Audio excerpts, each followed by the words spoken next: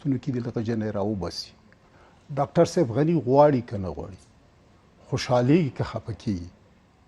امریکا به دا 2000 زندانیان هم د طالبانو خوشي کوي او د هغوی مشران به له تور او سپین لیست نه هم وباسي. راځو د تاسې پوښتنې ته. وګورئ د ډاکټر صاحب غني شاته ټوله ناتو پرته ده، تنه دفاع کوي. ټول امریکا له اقتصادي او سیاسي او نظامي لحاظه د ده په خدمت کې وه او ده.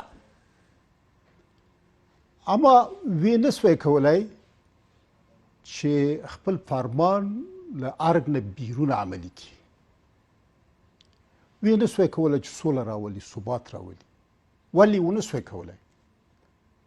ځان ته رئیس جمهور هم وایي، ځان ته سرعلا قماندان مسلح هم وایي، لا تنهایی نظامی ځواکونه هم د ناتو ورسره دي، لا تنهایی پیسې هم ورسره دي.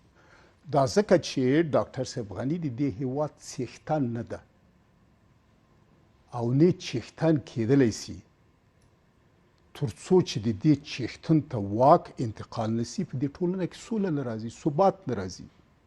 ولې ټول په یو غږ طالب ته وایي چې راسه سوله وکړه. ډاکټر صاحب غني ورته وایي چې راسه سوله وکړه. وزیر صاحب ورته وایي چې راسه سوله وکړه. همدا پاکستان ورته وایي چې راسه سوله وکړه. ناتو ورته وایي چې راسه سوله وکړه. اروپا ورته وایي چې راسه سوله وکړه. امریکا ورته وایي راسه سوله وکړه. سازمان ملل متحد شپې ورځې منډې ورته وایي چې راسه سوله وکړه. ولې؟ علت څه شی ده؟ ځکه طالب د دې هېواد څښتن ده، هغه اقتدار لري او په دې خاطر هغوی هم ورته درناوی لري چې ته اقتدار لرې، ته د دې هېواد څښتن یې، ته صلاحیت لرې، ته مسؤلیت لرې، سوله وکوه. یوه خبره وریا دا تکمیل شي.